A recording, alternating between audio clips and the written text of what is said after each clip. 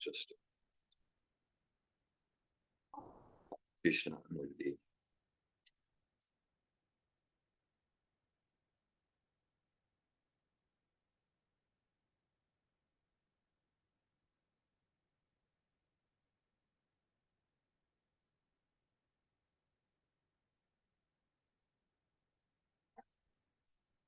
Yeah. Good profile.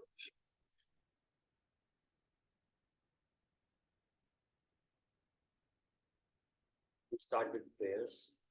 That's it. We'll start with prayers. Om Namo Bhagavate. Om Namo Bhagavate Vasudevaya. Om Namo Bhagavate Vasudevaya. Om Namo Bhagavate Vasudevaya. Om Namo Bhagavate Vasudevaya. Om Namo Bhagavate Vasudevaya. Om Namo Bhagavate Vasudevaya. Om Ajnanatimirandasya Gnananjanashalakaya Chakshurunmilitam Yena Tasmai Shri Gurave Namaha.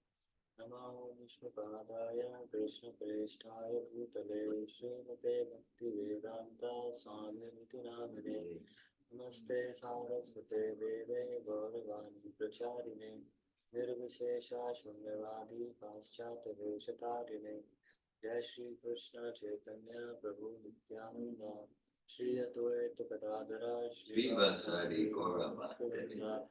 Hare Krishna, Krishna Krishna, Hare Hare, Hare Rama, Hare Rama, Rama Rama, Hare Hare. Mukam karoti vachalam, pangam gandhayate guru, kripatam, Shri Guru Dimutare Namaha.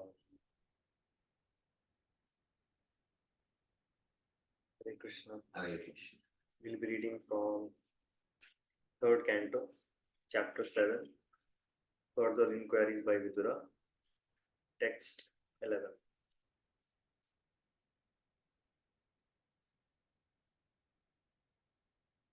यथा जले चंद्रमासः Yatha jale chandramasa कंपादिस्तत्कृतो गुणः kampadistakito guna दृश्यते यसन्नपि द्रष्टुर् drishyate sanapi drashtur आत्मनोऽनात्मनो गुणः atmano natmano guna यथा चले चंद्रमासः yatha jale chandramasa कंपादिस्तत्कृतो गुणः kampadistakito guna दृश्यते सन् अपि द्रष्टुर् drishyate sanapi drashtur आत्मनो अनात्मनो गुणः atmano natmano guna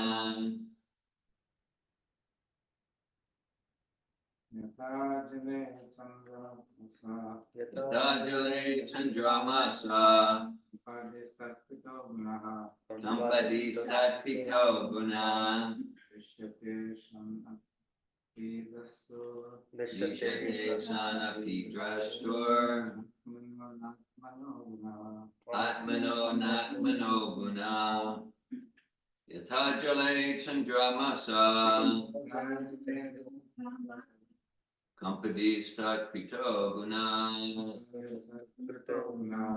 Dishate Sanapi Drashtur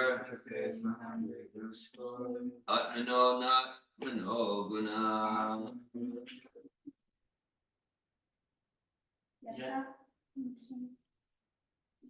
यथा जले चंद्रमासा Yatajale Chandramasa पादिस्तत्कृतो गुणः दृश्यते सन्नपि द्रष्टुर् Dishate Sanapi Drashtur आत्मनो नात्मनो गुणः Atmano Natmano guna Ajale Chandramasa Yatajale Chandramasa Tattvito Gunaha Kampadistakpito guna Vishate Sanati Drashtur Drishate Sanapi Drashtur Atmano Natmano Gunaha Atmano Natmano guna Word to word. Someone online like to recite the verse? 3, 7, 11.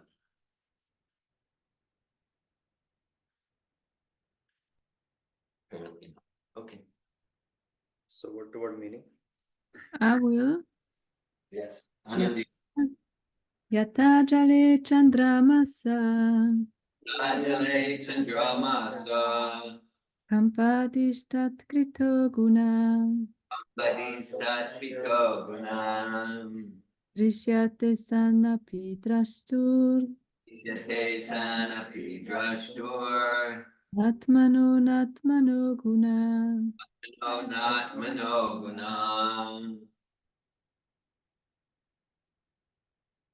Word meaning?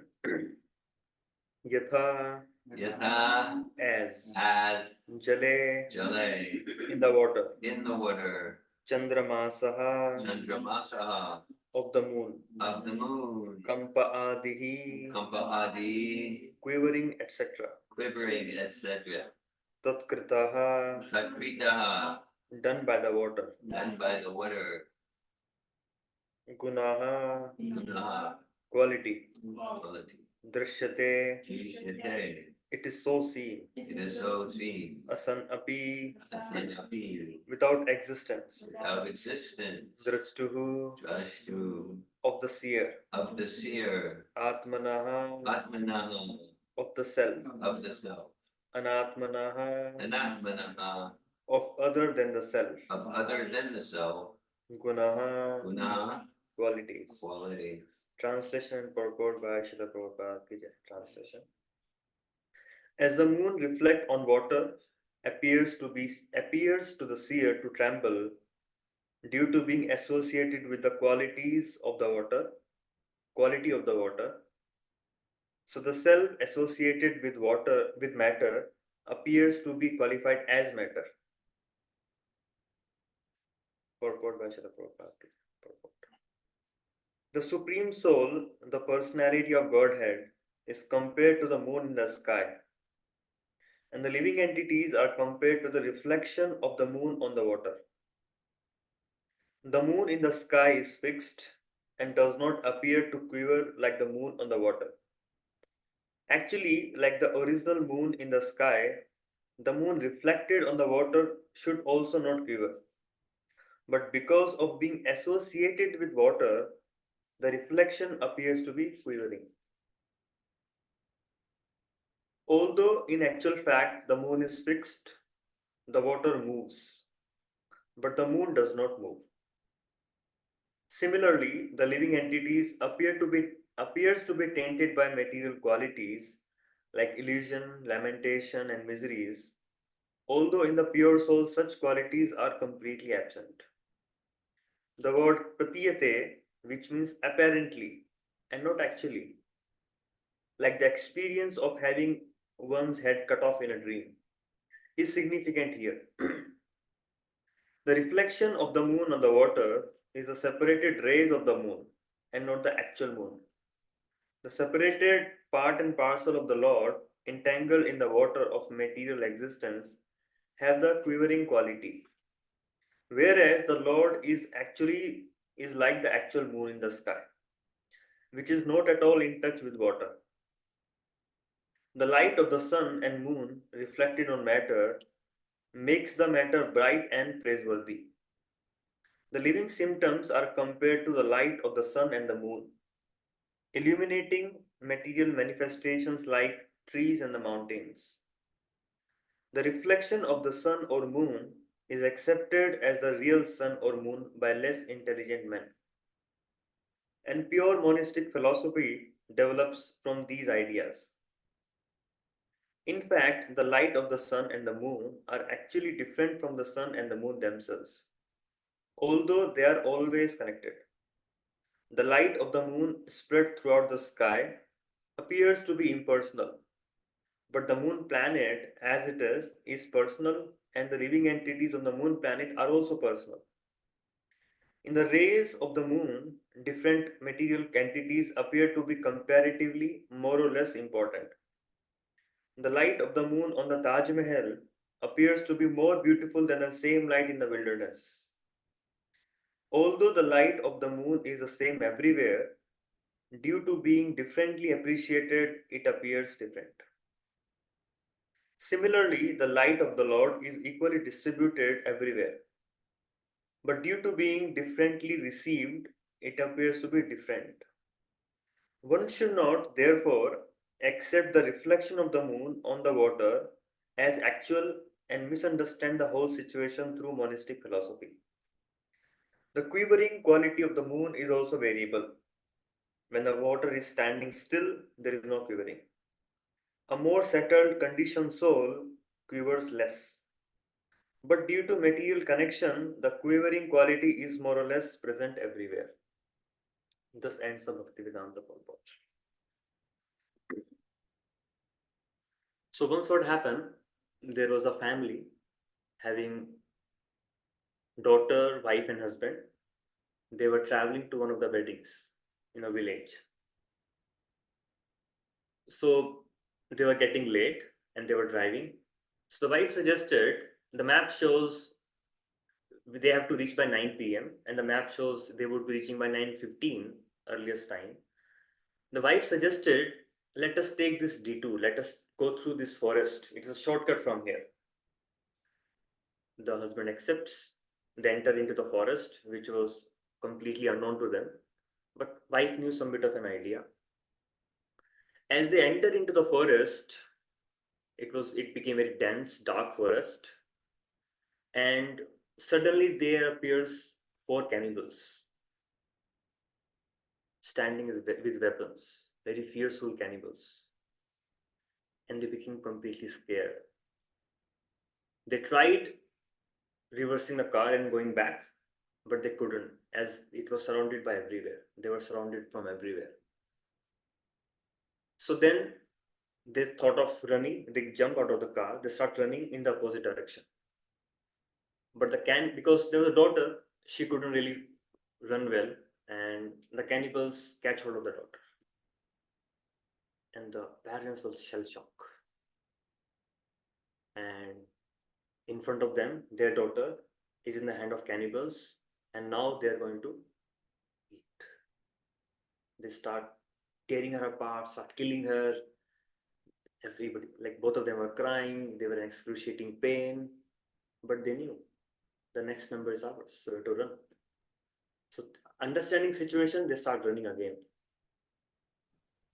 The wife became very tired, exhausted, and again she was caught by cannibals. So again, they did the same thing of chopping her head and just killing her, and blood was everywhere. It was very painful for the husband to watch this. But really he couldn't do anything. He was helpless. He was in pain, but he was helpless. Then he started running again.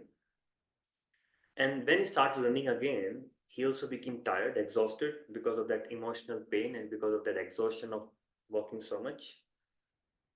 He was about to be catched by the cannibals. And suddenly rings alarm bell. So it was a dream. The person was lying comfortably in his bed, was dreaming about all this. So, but he was actually experiencing the pain, he was actually experiencing all those situations. But the moment alarm bell rings, all the pain disappears. So, in the previous verse, Srila Prabhupada explained that this life is also compared to a dream. The experience seems to be very real, the experience seems to be very strong, but existentially, it's not there. So, it is said in this verse, as the moon reflected on the water appears to the seer to tremble due to being associated with the qualities of water. So the self associated with the matter appears to be qualified as matter. So we as a living entity in this material world experience this pain is only because of the 3 modes of material nature. Sattva, Rajas, Tamasiti, Guna, Prakriti, Sambhava, Nibadanti, Mahabaho, Dehi, Dehinam, Abhyayam. Krishna explains in 14th chapter of Bhagavad Gita, 5th verse. He says that this material world is comprises of 3 modes of material nature. Sattva, Rajas, Tamasiti, Guna, Prakriti, Sambhava. And then he says, Nibadanti Mahabaho, O my Mahabaho, O great the warrior. Nibadanti, they get bounded. Dehi Dehinam Avyayam. So we as a spirit soul get bounded to this material body is because of this material modes of material nature. So all our experiences, the experience of pain, the experience of sadness, the experience of any sort of emotions we experience is because of the association of modes of material nature. The real experience of a soul get tainted by these three modes, get touched by these three modes, and we, like it is said here, the moon appears to be quivering on the reflection, seems to be quivering on the surface of water. Because water is shaking, because of that, reflection also shakes. But moon is always there. So Srila Prabhupada explains in this verse what I generally refer to as the concept of reflection. So what's happening? The moon is reflecting. If you see, the moon is actually not reflecting. The moon is radiating energy. The moon is radiating in different particles. And all those particles which comes from the moon, they make a similar image as of moon on the water. So we living entity are like those particles emanating from the moon. And the Krishna can be compared to the moon itself. So Krishna is moon, always fixed, untainted, untouched by the three modes of material nature. But we as a living entity, small part and parcel of that moon, when comes and reflect on the water, we have a tendency to get shaken, we have a tendency to get mixed by the movement of water. There's a verse which comes in the second chapter of Bhagavad Gita, 13 verse of second chapter. Srila Prabhupada writes a very interesting, maybe I can just refer to the Gita here. Prabhupada writes a very interesting purport.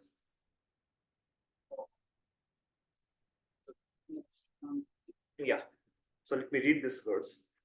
Very interesting. Srila Prabhupada brings a very interesting concept which is similar to this verse, what we are discussing today. So Srila Prabhupada says in the purport of the famous verse, which is the most quoted verse, Dehi no asmi yatha dehe kaumaryam yovanam jara. So Prabhupada says, the theory of reflection can be applied to the super soul who is present in each and every individual body and is known as Paramatma, who is different from the individual living entity. When the sky is reflected in the water, the reflections represent both the sun and the moon and the stars also. The stars can be compared to the living entity and the sun or the moon to the Supreme Lord. So Prabhupada is saying, the super soul, we understand that Shiradaksha Vishnu reflects in each and of our heart, each and every living entity's heart. So actually Paramatma is not sitting here in our heart. Paramatma's reflection is sitting in our heart. And there is no difference between reflection and Paramatma himself. So in absolute platform, there is no difference in that way. So in that sense, as Paramatma is sitting in our heart as reflection, similarly Srila Prabhupada says, the sky also contains stars, and the stars can be compared to all of us. In that way, even soul is not sitting in the heart. Soul's reflection is sitting in the heart. Like we see from the example of meta world, from the avatar, we have different avatars. Now Facebook is coming with the meta world. Although we are sitting in a room, but we can identify very strongly with one of the character and we can be completely present there. So with my consciousness being completely absorbed in that avatar, my thinking, my feeling, my willing, my actions, my experience will be what is the experience of that avatar in that particular scenario. So in this way, we can understand that this life can be compared to a daydream. And it's a beautiful conversation, what I read once. Maybe you can read that conversation between Srila Prabhupada and one of his disciples in 1975. So this conversation reveals a lot about this particular concept what we are discussing here. This conversation is in Los Angeles, January 1974. Student. In your books, you say this world is like a dream. Srila Prabhupada, yes, it is a dream. Student, how is it a dream? Srila Prabhupada, for example, last night you had some dream, but now it has no value. It is gone. And again, tonight when you sleep, you will forget all these things and dream. You won't remember when you are dreaming tonight. I have got my house, I have got my wife. You will forget it all. So all of this is a dream. Student, is it true or is it not true? Srila Prabhupada, how could it be true? At night you forget it. Do you remember when you sleep that you have got your wife and you are sleeping on a bed? When you have gone some 3000 miles away and seen something totally different in your dream, do you remember that you have got a place to reside in? Student, no. Srila Prabhupada, so this is a dream. Tonight, what you are seeing now will become only a dream, just as what you saw last night. Now you know it was only a dream. So both are dreams. You're simply a visitor, that's all. You're seeing this dream and that dream. You, the spirit soul, are factual. But your material body and the material surrounding, you are seeing this is a dream. Student, but I have the impression that this experience is true and my dream is not true. What is the difference? Srila Prabhupada, no. This experience is all untrue. How could it be true? If it were true, how could you forget it at night? How could you forget if it were true? At night, you do not remember. At night, do you remember all this? Student, no, I don't remember. Srila Prabhupada, then how could it be true? Just as you don't remember the dream you saw last night, and so you call it a dream. Similarly, this experience, because you forget it at night, this is also a dream. Student, but I have the impression, Srila Prabhupada, this is a daydream. That is a night dream. That's all. When you dream at night, then you perceive this as being real. Yes, you think that is real. It is a dream, but you're crying. There's a tiger, tiger, tiger. Where is a tiger? But you're seeing it as a fact, a tree. But you're seeing it as a fact, a tiger. I am being killed by a tiger. But where is a tiger? Or you dream you're embracing some beautiful girl. Where is a beautiful girl? But actually it is happening. Is it happening? Srila Prabhupada. In one sense it is happening because there is a discharge of semen, nocturnal emission. But where is that girl? Is it not a dream? But similarly, the so-called real life experience is also a dream. You're getting the impression of actuality, but it is a dream. It continues. So, what essence we get from Srila Prabhupada conversation is that we will know that this is a dream unless the dream is over. When we sleep, when we are into the dream, we don't realize that we were dreaming. We are completely immersed in it and we are feeling the experience of it as if it is real. Only when we wake up, we realize, oh, it was a dream. So Srila Prabhupada says in the next verse of this same chapter of third chapter kind of Bhagavatam, it says similar understanding. It says, I think the 13th verse. Yeah. When the senses are satisfied in the seer, super soul, the personality of Godhead, and merge in him, all miseries are completely vanquished, as after a sound sleep. So when we wake up from the dream, it is as good as we are waking up. When we become liberated, when we go back to Krishna, the experience is similar as we have waken up from the big dream. And so then how do we understand this experience, this reality, what is happening around all of us? We have a personality, we relate with person, we have so many objects, we relate with objects, we have this material nature, we are in the material nature. So it's my own personal experience. What happened 2 months back, I was dreaming in my own dreams. And I was dreaming, in that dream, I was having regular different scenes of similar kind. So what happened? At one place I went, I was eating something. I went to a kitchen, I was eating something. In the next scene of the same dream, I went to a restaurant and eating something. In the third scene, I went to somebody's house, there I was eating something.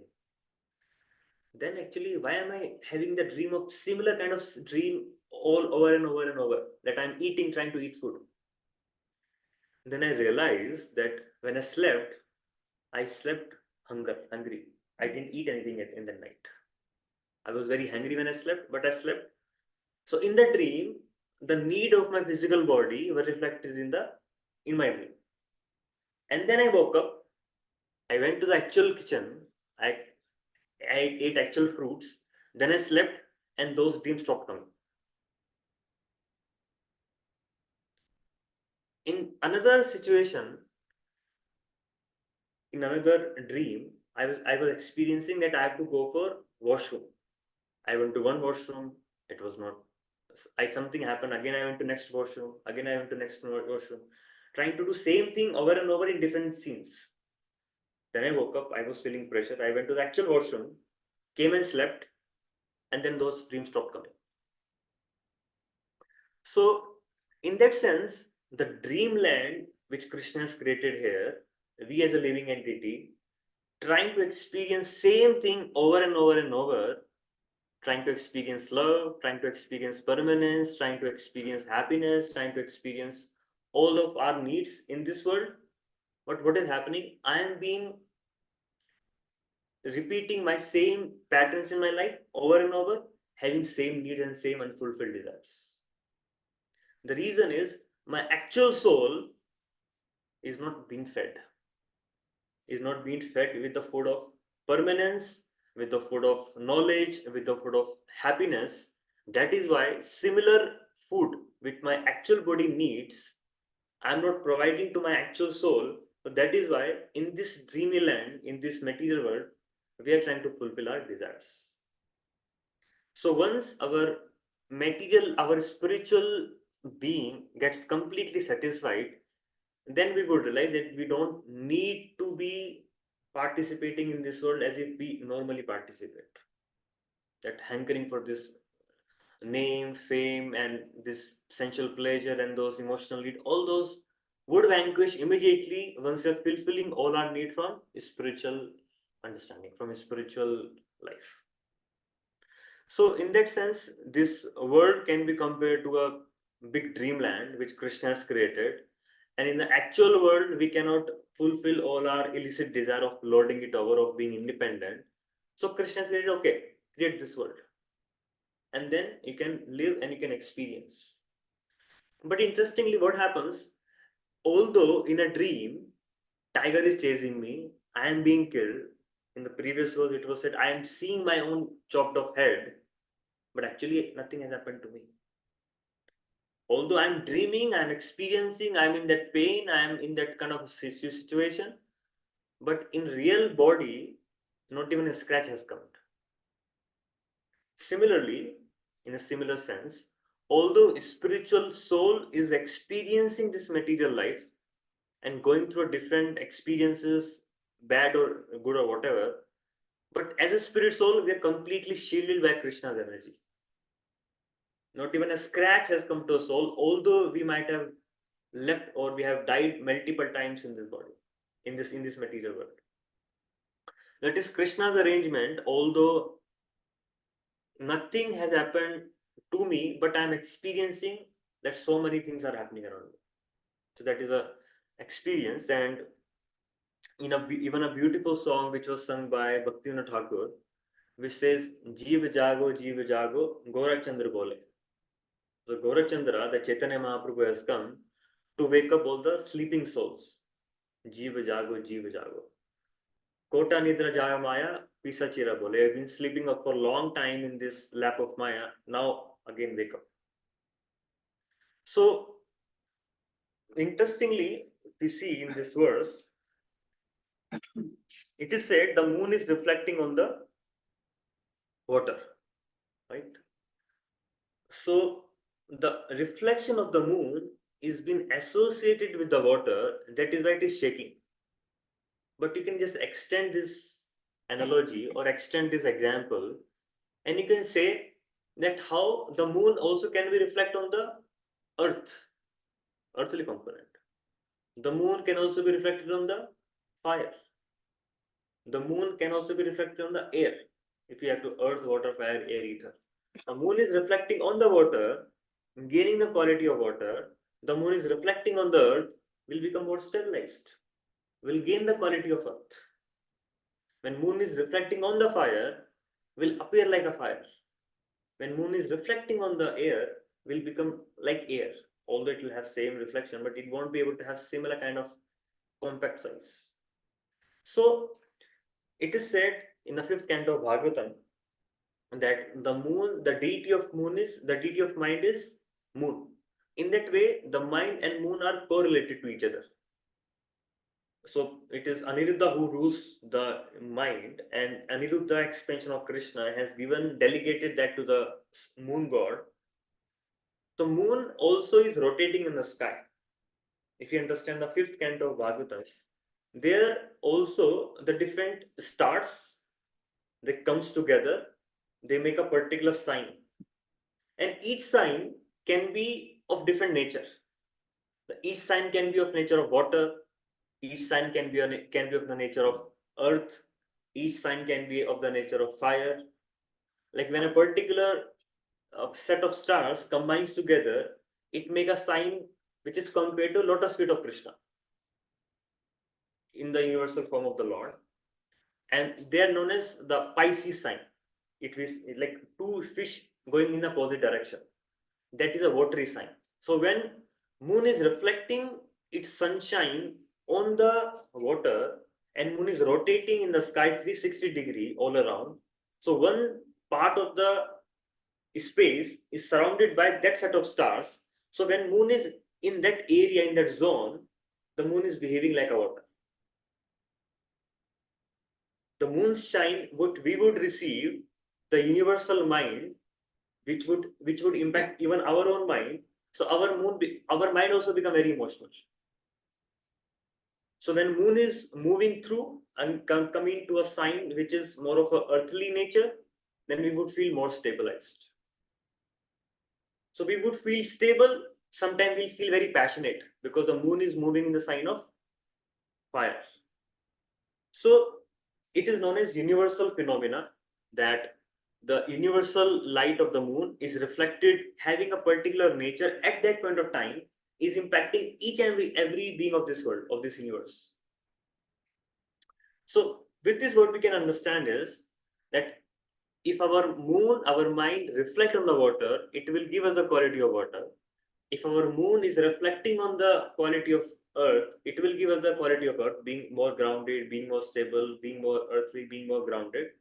If our moon is reflecting on the quality of air, it will give you the airy quality, communicating and moving around and things like that. If our moon is reflecting the quality of fire, our mind is reflecting the quality of fire, it will give us those passionate, ambitious qualities, go-getter. So now, if same moon is reflecting on the qualities of Krishna,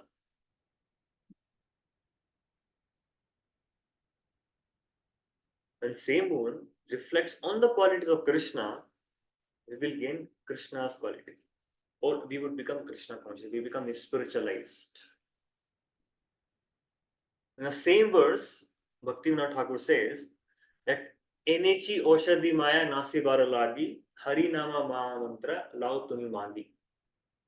So the remedy of our waking up from this dream, because if you have to wake up somebody from the dream, all the other senses are completely inactive apart from one sense, the senses of hearing, capability to hear. If the alarm bell rings, automatically we wakes up. So when we hear the sound, we hear the sound from the spiritual world. It's greatest possibility that we'll wake up from the dream. So now interestingly, what happens if we analyze the dream even more deeply?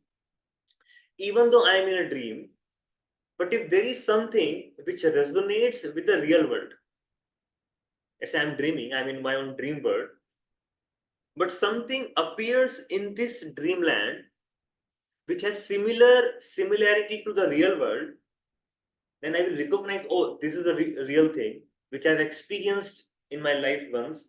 Then we will wake up. Sometimes what happens in traumatic situation, when we keep reliving the past experiences, sometimes they come in a dream and we suddenly wake up. So the same concept we can extend even here. If we get to touch something from the real world, something from the spiritual world, sleeping soul will wake up.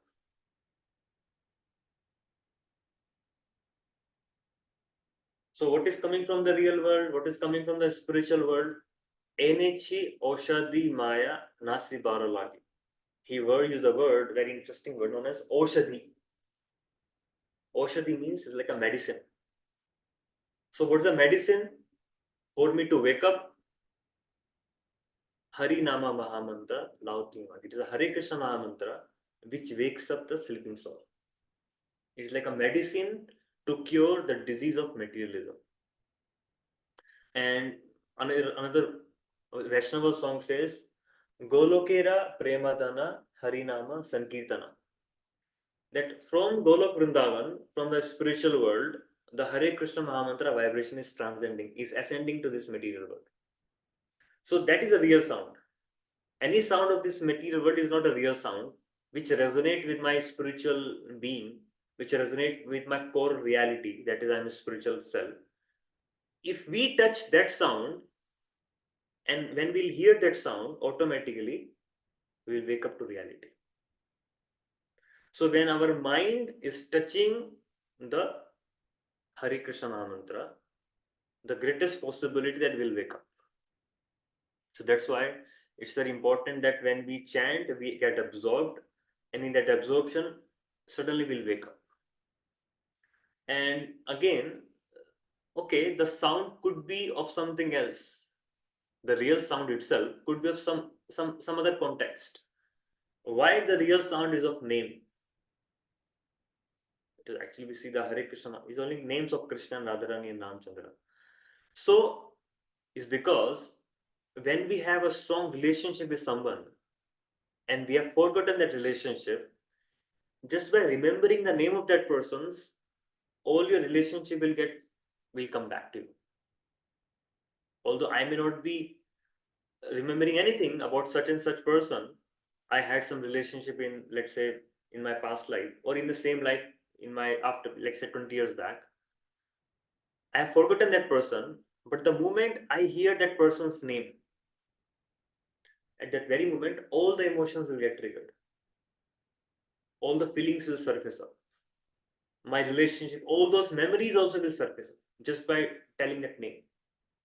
Similarly, when we are chanting Krishna's name, my nature, Krishna's nature, relationship with Krishna, the nature of his spiritual world, everything will be revealed. So from the name of Krishna, when we are reflecting our mind on the name of Krishna, my nature, Krishna's nature, the relationship with Krishna, the form of Krishna, everything will appear in front of us. It is said from Nama, Rupa, Guna, Leela. From Nama, from the name of Krishna, Krishna's qualities will manifest. We will understand about Krishna's qualities. Rupa, we will understand, appreciate Krishna's form better. Rupa, Leela, we will understand Krishna's pastimes. So that is, in conclusion, what we can understand, that when we reflect our minds, the wavery quality of the mind will get stabilized and will again wake up from the dream, and all the experiences what we are having in this world suddenly will disappear and we can be in the spiritual realm. That is what just wanted to share from this verse. If anybody have any questions, any comment, maybe we can discuss. Hare Krishna, Prabhu. Yeah, Hare Krishna. Dandavat Pranam, all glories to Srila Prabhupada. Yeah, just one comment. I mean, this is really very, very inspiring, very clear. So I think what, like, when I see this, my life as a daydream, the immediate benefit that I get is that I am not so much bothered about anything that happens in my life, and I am more peaceful. Um, so, and what you just said, I think, is very, very convincing.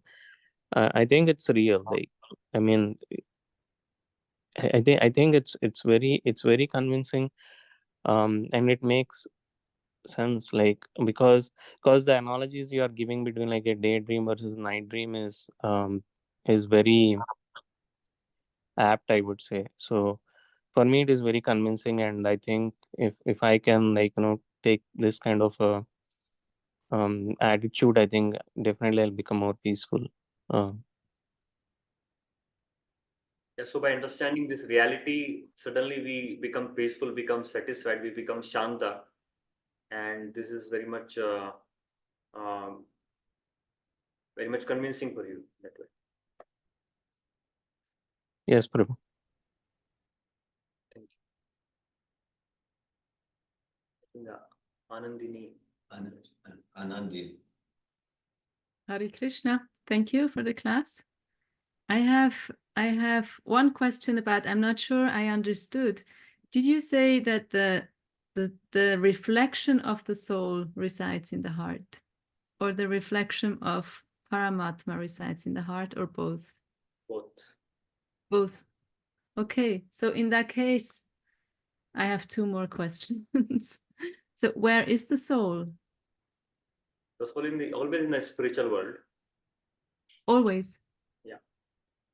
Just that we become attached to this body, we come to this material world with the help of our consciousness. So wherever we throw our consciousness, we become attached to that and we identify with that.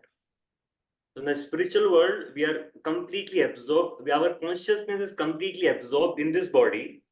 So if you see in that way also, our soul is nowhere here, because there are so many mystic yogis who can disappear from here and they can manifest their body somewhere else.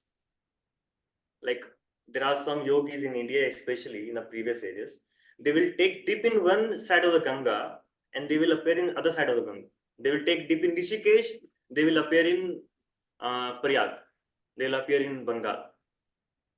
So even in the movement of soul, from the living entity from birth to death or death to birth, it's just consciousness get completely absorbed from one body to another body. So it's like my consciousness is very much attached to this form, to this body. That is why I'm in this body. So there are experiences when we, for example, like in the meta world, for example, what I was giving, in the artificial world, in that meta world, although I'm sitting in my room, but because of my consciousness completely attached to that avatar, I forget myself and I completely become that. So I as a soul, I'm eternally in the spiritual world. That's what you're saying? Yes, it It's just like, wakes up in the spiritual world. Yeah. oh, that's a new concept for me. I'm curious. So it's like if I close my eyes and I think of, okay, I'm in the temple room of Dear Govinda and here's the altar, and I can become so absorbed that I think I'm there with you, but actually I am still in Switzerland. Yes, telepathy happens like this, or we can. Can you give some references on this single point? Prabhupada's anyways, Prabhupada's very interesting. I've heard from a couple of verses in the Bhagavatam. I can share the reference. Yeah, if you can do that, I think that'll give her more information. Yes, I will give them more information from the purpose of Prabhupada. Yeah, And even that 13th verse talks about it. All miseries are completely vanquished as after a sound sleep. So if you see the 13th verse of the 3rd canto of 7th chapter of Bhagavatam, it says that we become liberated as if we are waking from a sound sleep. So when we become liberated, our experience would be we have woken up from our dream.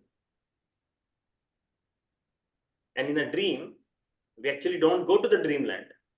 We remain in the actual land.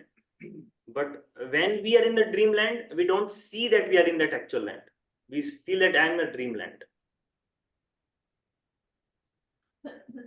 So I have another, the next question is related to that. So if the soul is conscious, the soul is always conscious and it's never damaged or anything, then how can it wake up?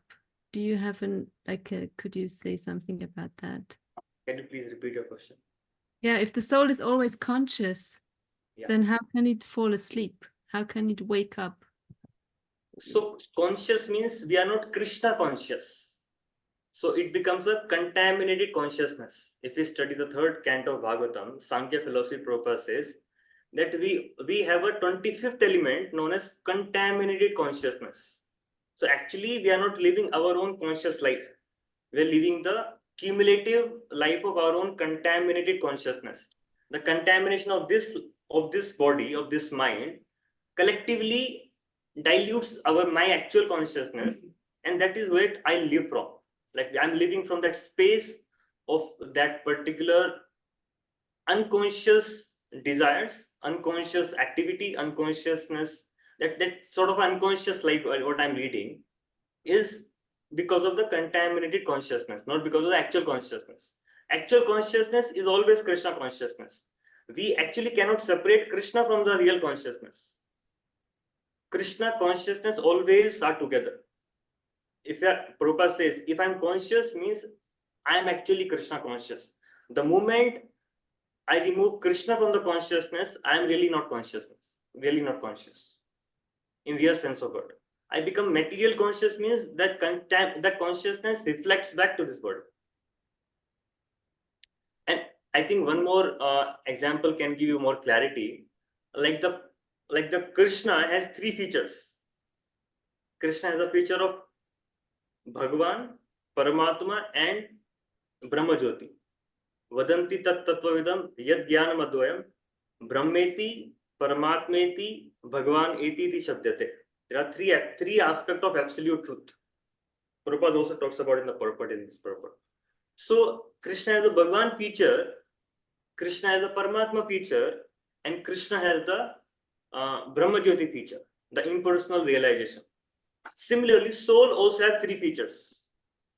Soul has a personal feature, soul has the consciousness feature, and soul also have that actual feature, consciousness feature, and the energy feature which runs this body. Like the Brahmagoti feature, if I'm understanding where you're going, and I have read this from Prabhupada, if I understand. The Brahmagoti feature of the absolute that's represented here, like the consciousness that pervades the body. Yeah. And then there's the Paramatma feature, Paramatma, and then that's In the heart. that's the point of the soul in the heart, which we're familiar with, like that, the point of the soul in the heart. And then there's ultimately the soul is a personality with form, and that relates to the Bhagavan feature. Yeah. Yeah, that's what I'm understanding. Yeah. So the race, I'm thinking fundamentals. Second chapter of Bhagavad Gita. There's dozens of verses where Prabhupada, Krishna speaks first and Prabhupada explains the progress about the journey of the soul, right?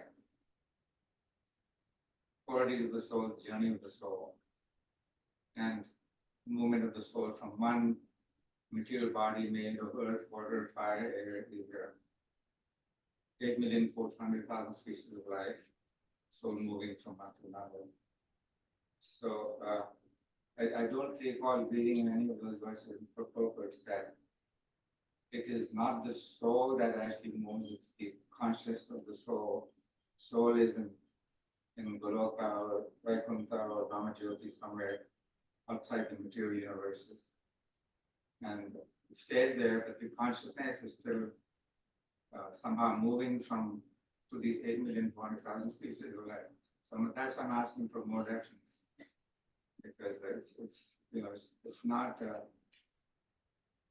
somehow the picture is not complete. At least to me, it is not complete. Maybe others can say. Damayanti, you had a question or comment? Thank you for the class. And I had another comment later, but just on this one little point, I thought that the soul is temporarily present in the material body. And that's what's animating it. Yeah. So I was confused by it, but I do also think the soul remains pure, but only covered, but still present in this material world, traveling. So I thought that the soul was what animated the body, Yeah. not just it's not just an aspect of my soul. But yeah, I had a comment later, but let's finish this. There's a handout that maybe related. What do you think? Yeah, so for me, because Prabhupada, as Prabhu was saying, that there is no direct reference for that in the, especially in the those core verses from 13 to 30th. And in my understanding and discovery of Srila Prabhupada teachings of Bhagavatam reading, when Prabhupada says this life is a dream, it makes more sense to me that in a dreamy land, I cannot be present in a dreamy land. My consciousness can be present in the dreamy land. So I have those references I can share with all of you, which can make more That sense. makes sense. And it is like three features that makes more sense to me. Then we have three features as a soul, like the personal aspect of a soul, consciousness aspect of a soul, and a Paramatma aspect of a soul. Paramatma aspect is in the heart, that consciousness, the point in the soul, and the soul having the impersonal aspect by the all pervasiveness in the entire body. So entire body aspects, the consciousness aspect, that Paramatma aspect, and Bhagavan aspect. And Bhagavan aspect is really not in the heart of a soul. It is Paramatma aspect in the, as a reflection. And also what I was giving the reference from the second chapter 13th verse, Prabhupada says in the purport, let me again read that section 2 of you, so make it more clear.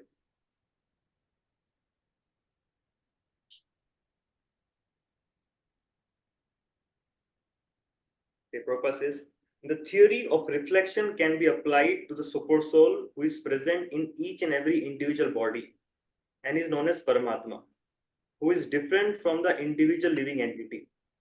When the sky is reflected in the water, the reflections present both the sun and the moon and the stars also. And Prabhupada says, the stars can be compared to the living entities and the sun or the moon to the Supreme Lord. So Prabhupada says that the stars can be compared to us as a living entity who is reflecting on the water, and the sun or the moon can be connected to the Paramatma, the super soul. The super soul is reflecting and the soul is reflecting as a stars and as a sun and moon. But the super soul doesn't feel any effect, right? So super soul becomes transcendental, but only the living entities feel the shaking of the water or the stability of the earth, correct? Yeah, yes. You were saying something? No, just you, what you just read from Gopal, it's Gopal is referring to both the journey of the Paramatma and the Atma. And therefore the manifestation of the Paramatma is different than the manifestation of the Atma. So that's why when you take the entire group of verses, then the emphasis is on those two journeys of the Paramatma and the Atma, both occupying a body which is made of material elements, Krishna's material elements, and that energy, that the combination, the energy that creates this material body that we identify with, like we even do now, it's a very hard consciousness to give up. So that is the dreaming condition that, from what I've understood, that is the dreaming condition that we want to break free from. Prabhupada gives the example of the daydream, night dream. So it's all there. And then what you said about Goloka, when we actually attain freedom from this captivity of the material energy, modes of nature, and then Goloka, when we are engaged again in our eternal devotion service, then it's like, then our journey in the material world seems like a dream. Yeah. That's how I'm unsure. And in fact, we may think in Goloka, oh, I was just dreaming just for a moment, Prabhupada says. Because it's just a moment. So I'm thinking more that there's, even the dreams are of different kinds. Yeah. Dreams in the material world, there are certain kind, but the dreams in Goloka are different kind, because I went to the material universe just for half a breath of Vishnu, and I'm back. So it seemed like a dream in that sense. So anyway, I'm just thinking that, does a cat dream? Does a dog dream? What are their dreams like? Yeah. Does an insect dream like a mosquito dream? I don't know. That's an interesting development of thinking. Yeah. 8,400,000 species of life. All the other species, they have dreams also. Does the tree have dreams? The grass has dreams. All the fish, all the birds. Anyway, something to study more. Also, as you're sharing this, comes something striking to me. As the 84 lakh kinds of humans of species, every variety of species will have different types of dreaming condition. Yeah. And if a pure devotee dreams, how would he dream? Yeah. Because he just close his eyes and he's in the spiritual world. Prabhupada, he just close my eyes and I'm performing rasa dance with Krishna and in associated with Krishna there, and open eyes and I'm here. I'm just thinking in those lines of how the pure devotee would dream. Pure devotee also, we never leaves the law. Yeah. Very interesting further exploration. In that conversation, think like Prabhupada will say sometimes say yes, so we, the soul, the jiva souls, were disconnected from Krishna. And then in the particular lecture, Prabhupada says, we're not disconnected, we're always connected. We forgot that we're connected. So it's like a vital distinction. We're always, so in a sense, we're always in Goloka, we're always in Vaikuntha, and we're forgetting. We're forgetting, and then this whole process of Golakara, Premadan, Harinam, Sankirtan, it's about waking up and remembering, just like person sleeping on the bed and dreaming about the nightmare or the tiger or flying like a bird, right? So an objective awake person can see, it's like, well, there's really no tiger, there's no bird. And the person has a connection with the room, the bed and the furniture and the window, but the person's forgetting. And then when he wakes up, oh yeah, okay, yeah, here's my computer, here's my wardrobe and like that. So the soul's always connected, and Maya, conditioned life, means we forget that we're connected. I appreciated that you delved into that purport of 213. Prabhupada, he's talking about the pratibimba, like the Mayavadis, those who say that the Brahma Jyoti is the ultimate complete aspect of the absolute. They have two major philosophies to try to explain it, and of course Prabhupada dissects them in many places, including this purport. One is the Paricheda, which is the theory of parts, and Pratibimba is the theory of reflection. And so Prabhupada, of course, representing our Acharya, is in the Prabhupada's purports and Chaitanya Charitamrita, the discussions with Lord Chaitanya and Sarvabhauma Bhattacharya, Lord Chaitanya Bhaktisiddhanta Sarasvati, Prabhupada deeply goes into them. But here, thanks for reading that, because it's a well-known word, verse, and purport. But I see what Prabhupada's doing there. So he's saying, so that the Mayavadi impersonalist theory of reflection is deviant, it's mistaken. But Prabhupada said there is a sense in which the theory of reflection is true, because the impersonalist conception is, yes, look, it's all just rippling on the water. There's no substance there. Just like Krishna's analogy at the beginning of the 15th chapter of Bhagavad Gita, the banyan tree and the reflected tree. There's no real substance there. But then Prabhupada elucidates in his purport to 15.1 Bhagavad Gita. Okay, there's no real substance, but that's just 180 degrees. Prabhupada gives it a geometric metaphor. But there's another 180. A circle has 180 degrees. So there is a real tree. There's a real banyan tree. And so the idea is what the impersonalists say is, so there's to see the soul, it's just this ephemeral false reflection. But a shadow indicates, from a shadow we don't get any idea what the substance is like, but from the shadow we can know for sure there is a substance. So Prabhupada said, oh yes, so there's a real soul. And so like an analogy in the sense, by definition, is incomplete. It has some similar parts. So one way, for example, we can think of like, okay, the super soul it's a reflection of Krishna. But so here, a moon reflected in the water, or the stars reflected in water, it's material. So the reflection has no substance. But Krishna's reflection is the super soul, and antarasta paramonu chantarasta in every atom in Harvoli. Krishna's reflection is a full transcendental person. It's not just a shadow that has no potency. So Krishna, so Krishna's reflection as the super soul, it is a reflection, but it's spiritual. So just like Krishna's flute, Krishna's name, Krishna's form, it's the full person is present. So similarly in Krishna's reflection as the super soul. So those are some thoughts that come to mind. Hare Krishna. At the absolute platform, there is no difference between the shadow and the personality. Yes.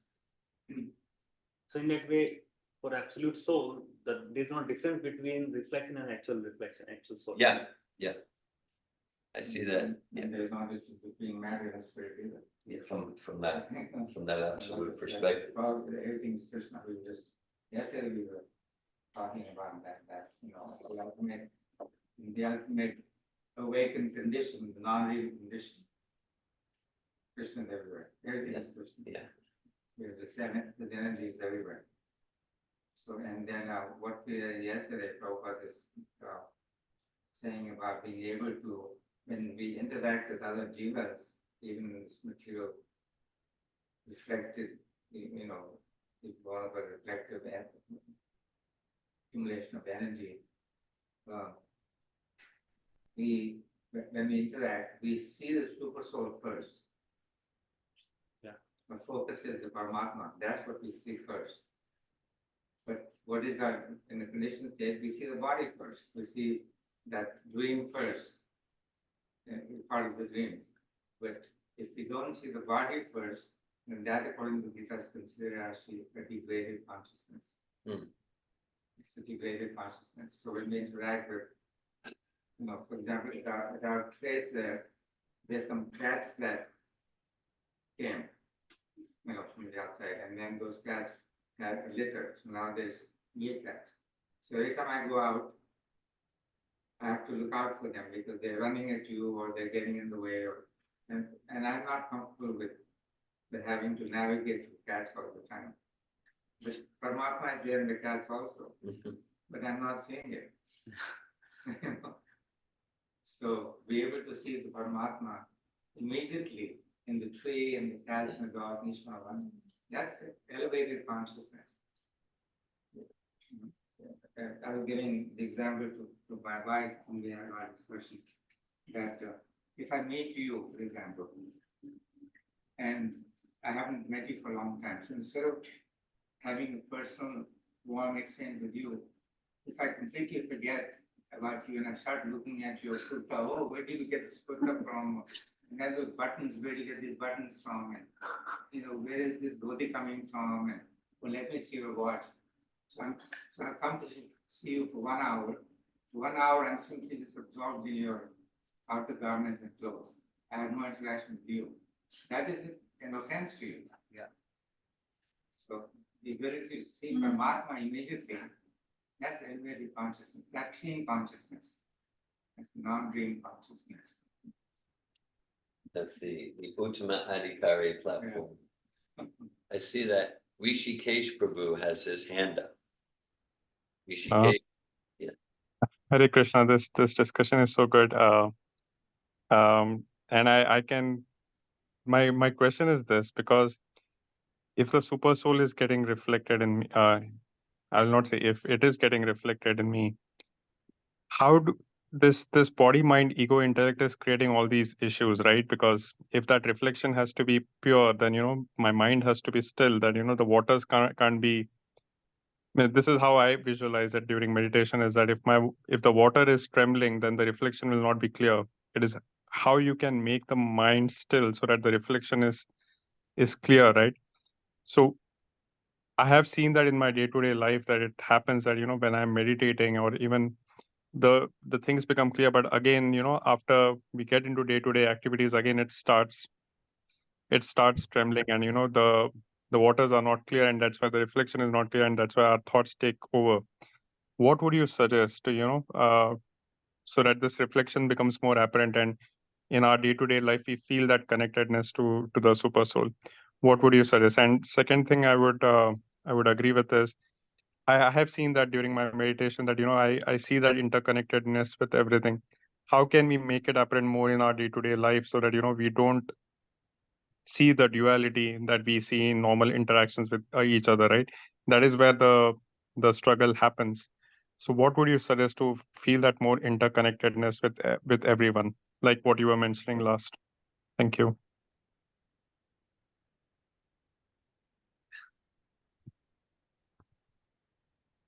So, as we discussed in the conclusion, that when the moon is reflecting on the water, moon is reflecting on the earth, moon is reflecting on the fire, it will gain that quality. So when my mind is reflecting on Krishna's name all the time, the verse from Shastakam, that Kirtanya Sadahari, when you are remembering Krishna always, when we are chanting Krishna's name always, then we would see, by connecting to the holy name, we are connected to the super soul. Because there is no difference between super soul and holy name in that way, absolute. I think that comes to me, and this is what the Master is saying, is chanting without offenses. Yeah, without. Without offenses, then the connection can come to the point that is asking. But if we chant with offenses, then that disturbance is going to be there. static. Yeah. Then it's going to be hard. So avoid offenses is a very, very important consideration.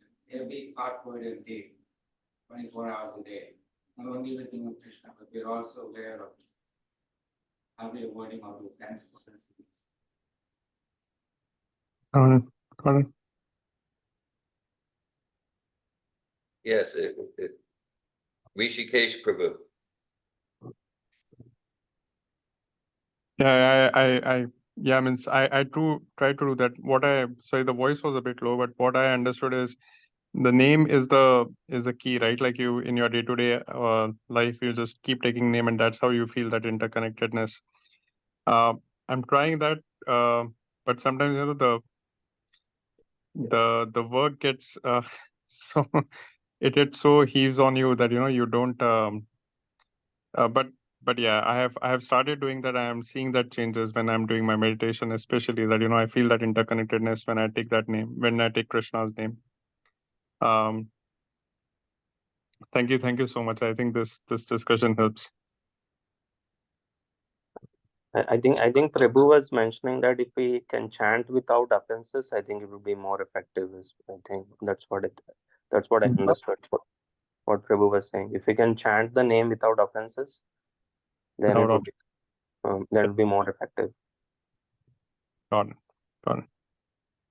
Thank you, Abhinav, for doing related discussion, things like the chanting. Now, what's come to me maybe more broadly is like everything given to us by Srila Prabhupada. And of course, the the cornerstone of that is chanting Hare Krishna, Krishna Krishna, Hare Hare, Hare Rama, Rama Rama, Hare Hare. Transcendental practice, and then Prabhupada gave us, because like you said, like 24 hours a day, and we Neha Bikramunashos te Pachavayu Navijite Svapamapyasya Dharmesya Trete Matobaya. We can practice 1 second a day, 1 second a lifetime, 10 hours a day, to whatever extent we choose. And Srila Prabhupada, he gave us a full program, including, because the nature of the soul is 24 hours a day to be doing this Krishna consciousness thing. And at the same time, Krishna says, whatever we do, that's for our eternal benefit. It's not all or nothing. So Prabhupada gave us regulative principles, including this morning program, regular principles around what we consume for our diet, regular principles around our relationship with money, regular principles about our relationship with sexual energy, regular principles around every facet of life. And those regular principles, they provide like a sattvic safety net. And as Nitya Gopal Prabhu, you were saying in class, that to the extent that we're sattvic in our habits, and we can be guided in that by the program Prabhupada gave us, that, yeah, so to the extent that we're sattvic in our habits, then the water is calm. Then the water is calm, and then there's less and less agitation each day of our life, to the extent that we give ourselves to the process. I see, Damayanti, you had your hand up, and Bhakti Oasis, would you like to comment or question? Hare Krishna, thank you so much, Nitya Gopal.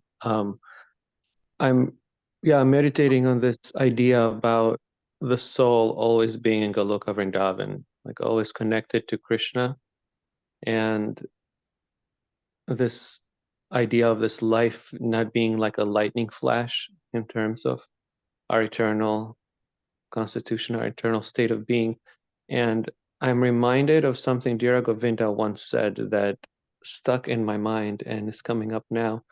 And it was this idea of, like we mentioned, being in a daydream where we're sitting there with people, we're sitting there in association, but we're just like, we're forgetting that we're there. We're just so distracted in something.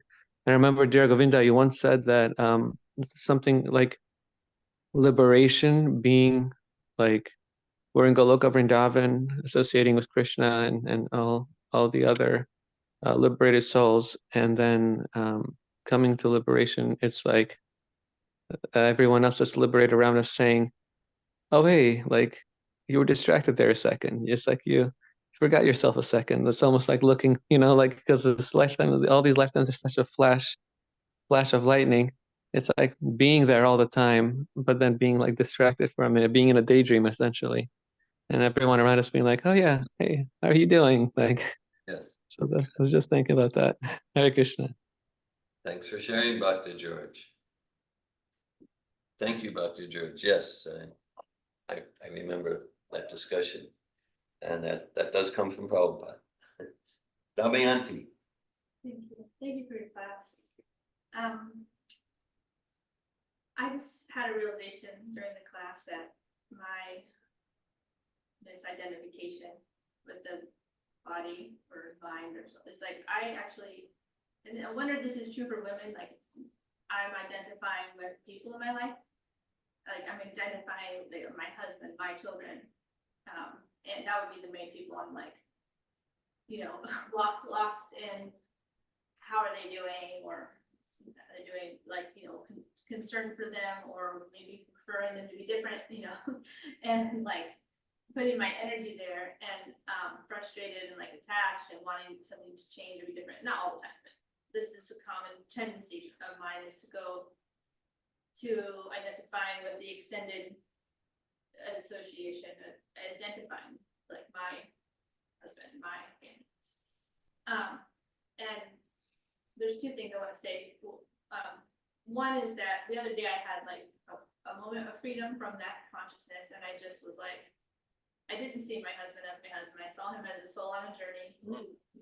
And I was like, filled with compassion. And I had been praying for patience.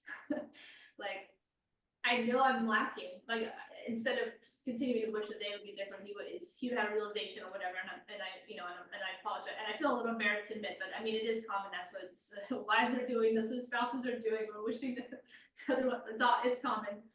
And I'm human, but I feel a little, I wish I was more elevated. But anyway, I know that when I know to do self-reflection, like, and I know I'm lacking patience, I'm lacking compassion, and I was praying for it the other day, and I think it was a more sincere chanting time, and and so this is my little realization, is to like see the people in my life as souls on a journey, and then we're just in it together, and I'm curious and I'm passionate, and I really felt compassionate, and I was like, well, once I saw my husband as a soul on a journey, not even his name or any of his identification or his storyline or my husband or whatever, it was like, then I had curiosity, then I had more empathy, and I was entering his world, like, okay, what do you need? Like, his poor soul. I mean, obviously me too, but it was really helpful. And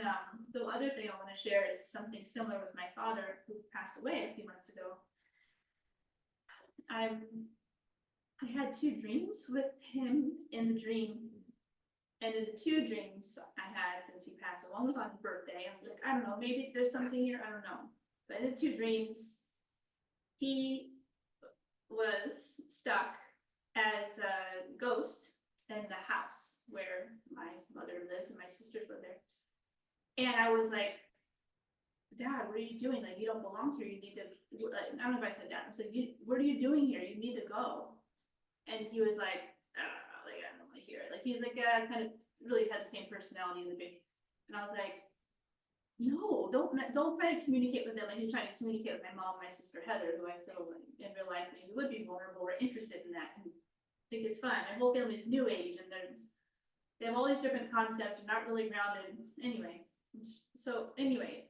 I was like, Dad, like, no, don't try to communicate with them. You need to go. And he was like, he admitted to me in the dream, it felt kind of real. Like, it felt like it all, I don't know what's real, but I was like, he's like, I don't trust God. And I was like, you can practice. This is one chance to practice trusting God by letting go of this life. And he did leave in a shock, like he left suddenly. I don't think he was prepared and could have lingered, and then he started to cry in the dream, and then I woke up, and that was on his birthday. And then I had another dream where he was irritated with me. I haven't been back since these dreams, and I'm wondering if he's there. I'm like, he was irritated with me in the house, and then I started chanting Hare Krishna with this like ghost of my dad. So I have been in support of his soul in case this is any indication of that he's not moved on. I have been attempting to not think of him as my dad, and like basically not to help the soul move on, because to help him not identify with this lifetime. But I'm at a distance, and they're all closer, and maybe my mother's grieving, and of course that bond is the most difficult probably to separate from both of them. But I've been calling him the soul who played the role of my father, and like the soul who played the role, and I've even saying it to the family, like the soul who played the role of your husband, and I'm like, let's help him move on in case. And I even told them, and they were not. They didn't receive it. They didn't argue. They just like, oh, interesting. Like, they didn't really get on board with my perception, but I don't know. So anyway, that experience helped me to start to use that phrase, the soul who plays the role of my husband, the soul who plays the role of my sons. And it's helping me with helping me with my identification, which is tied up in other people. Maybe that's what we do. Anyway, thanks for listening to all that. I'm trying. Thanks for sharing, Damayanti. Yeah, seeing your spouse as a spirit soul. From my point of view, that's a sign of great advancement. Hare Krishna. Vidya Vinay Sampane Brahmana Yeah. Vistini. So this Krishna's faith only, does it only happen in the middle of nowhere? I missed out one point from the purport. Yeah. Like, here Prabhupada says that in the ray of the moon, different material entities appear to be comparatively more or less important. The light of the moon on the Taj Mahal appears to be more beautiful than the same light on the wilderness. It is same spiritual being reflected and being associated with different bodies will express different qualities and to different degrees. To the degree we are purified, we are freed from the material contamination. To the degree we're in sattva rather than Yeah, rajas and yeah. tamas. Yes, yes. So if it's on the Taj Mahal, the moon appears very beautiful. If it's in the wilderness, the moon really lost its shining. So another point, and it reminds me of Prabhupada's analogy where the spark coming from the fire falls on the grass, falls on the earth, and falls on the water. Yeah. When it falls on the water, completely extinguished, fall on the earth, remains for some time, fall on the grass, immediately there is another fire. Grass represents sattva. Sattva. Yeah. Sattva, Rajas, and Tamas. And what is coming to my mind this point of time is from quantum physics, a little bit of understanding from there. That according to quantum physics, and that is a reality, our body is made up of atoms and basically atoms, right? The basic constituent element is an atom. An atom has got neutron, proton, and electron. And most of it, the proton and neutron is in the center, and electron is moving around the proton, which occupies most of the volume, the electron. And the electron is nothing but the probability of finding charge. So it's in a sense, it's an energy. Electron is an energy. So, and 95% of the space of the atom is empty. If you see the atom, 95% is empty. There's nothing there. So in that sense, 95% of my body is space. If you see from that perspective. And it is an energy which is forming this form. So Prabhupada says everything is energy in that way. E is equal to mc square from Einstein. So in that way, this is also energy. But to the degree Bhagavad Gita ಇರ್ದಿದೆಯಲ್ಲ ಅವ್ರದ್ದೇನೋ ಬರ್ತಾ ಇದೆ ನಾ ಇದು ಕೇಳ್ತಾ ಇರ್ತೀನಿ ಆಮೇಲೆ ಅದೇ Zoom. So to a degree my energies become purified, to that degree the soul can exhibit more purely. Like contamination of the soul get purified and then the soul can exhibit its real qualities. Hare Krishna. I think this is similar to the story that Jesus had in his sermon that, if you plant the seeds, right, depending on the ground where it falls, if it is fertile, then it will grow. If it is not shallow, right, then the plants will not grow. I think it tallies to that sermon as well that, how are we as a person, if we are more purified, then we will be more receptive. Is that the thought? Yeah, that example Prabhupada gives in another part of the Bhagavatam where he says the water will fall everywhere, but depends if it's a fertile land, the trees will grow. If it's not fertile, or let's say Prabhupada gives example, if there can be two different seeds, the both require water and sunlight. One seed can be of cactus, one seed can be of mango fruit. The water may fall in the same ground having two different seeds. So mango seed will give you mango and the cactus seed will give you cactus. So you cannot say it's because of water I got a cactus or it's because of the sunshine or the water we got a mango. It's for the seed which you have grown. Similarly, the super souls, without super souls presence, we cannot be active in this world. The super soul can be compared to the water which is spreading everywhere. But based upon my seed, my karmic seed, that is what is going to get fructified. Got it. And the way I think about it is this also, right? For a plant to grow, you also need the so if I have problems in my life right now, right? And I'm learning from them, maybe it is in that process of growth where those problems are actually coming to help you in that direction, right? Because for a plant or a seed to grow also you need the heat, you need that condition.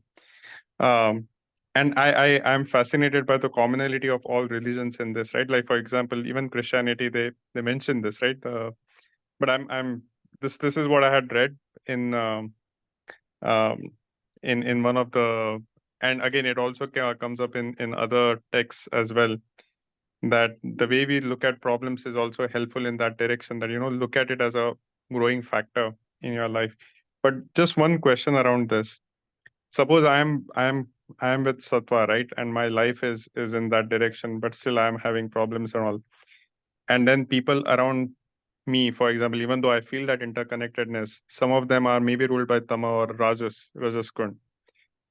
Now, when you are interacting with them, right, how do we orient ourselves in that direction? Because we have to interact in this world. This is vyavara. You will have to interact with people, right? How do we maintain our composure, while interacting with people who are ruled by different gunas? It's not their fault that, they are born in those modes of nature, because Krishna is reflected equally in all of us. So how do we orient ourselves in this world that, when we are interacting with people who are ruled by different modes of nature and behaving accordingly? A person ruled by tama will be, ruled by tama. He will exhibit those wickedness or those qualities. It's not that person's fault. It's a mode of nature in which he is born or she is born. So how do we change ourselves to not get affected by all of this? What would you suggest in this case? Because we will have to interact with each other. We can't say that, I will not deal with somebody who is from Tama. My boss might be ruled by that, or my colleague will be ruled by that, and I have to work with them. So how do we change ourselves in that direction? So what I realize is that more sattva guna brings more acceptance. If more we are in sattva guna, the more we'll be in acceptance of our own self, our own situation, understanding that it's a part of bigger game, bigger karma, that what lesson I have to learn. And the more we resist, the more pain we feel, and the resistance comes from tamas, that is tamoguna.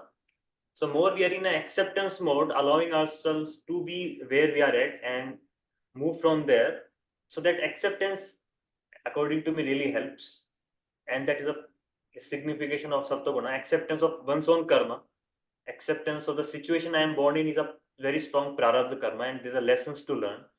The more the more deeply we are able to accept, the more we can learn the lessons, and the more we can be satisfied, and the more we can be settled in our own life. I think that relates to Naveen and Katz there. That that just as Nitya Gopal saying, to the extent that we cultivate our energy, our consciousness, then we're actually seeing the soul. We're not just seeing this irritated person or this person in ignorance or like that. We're seeing the soul and the super soul. And to the extent that we're cultivating this consciousness, Krishna consciousness, or at least sattvic consciousness, then we're clear in our purpose in this relationship. To the extent that I'm clear, this relates to yesterday's discussion. To the extent that I'm clear in who I am as not the body, spirit, soul, servant of Krishna, then naturally I'm clear in what's my purpose, not just what's my purpose in life, but what's my purpose in each interaction. And to the extent that I'm clear in my identity and my purpose, then I naturally get higher guidance, super soul wisdom and inspiration, when to tolerate in silence without being disturbed, when to powerfully establish boundaries, when to use sense of humor, how to respond to the situation such that it's a win-win for everyone, all the souls involved, including in the body of this person at the office or in the body of the cat, how to respond to the situation such that everyone grows and gets benefit in terms of the higher principles of life, self-realization and super soul connection. I appreciate very much the discussion. Srimad Bhagavatam ki. Srila Prabhupada ki.